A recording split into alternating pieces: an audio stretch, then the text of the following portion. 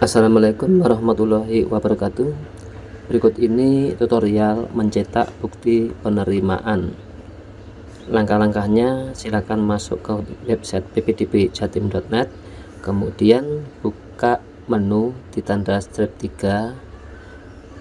Selanjutnya pilih menu cetak bukti, lalu pilih cetak bukti penerimaan, kemudian pilih sesuai tahap pendaftaran.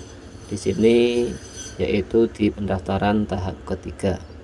Nah, di sini halaman cetak bukti penerimaan tahap 3 untuk jalur zonasi SMK. Silakan masukkan NISN, PIN peserta, dan tanggal penerbitan kartu keluarga. Setelah masukkan NISN, PIN, dan tanggal penerbitan KK, lalu beri centang pada captcha. Kemudian tap tombol masuk. Nah, di sini Anda dinyatakan diterima pada seleksi tahap 3 PPDB Jawa Timur 2024. Status belum daftar ulang. Silakan unduh dan cetak bukti penerimaan.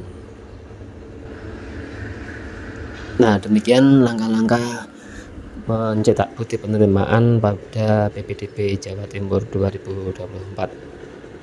Silakan berkas ini dibawa ke sekolah tujuan dengan menyertakan fotokopi SKL dan berkas-berkas yang dibutuhkan di sekolah tujuan.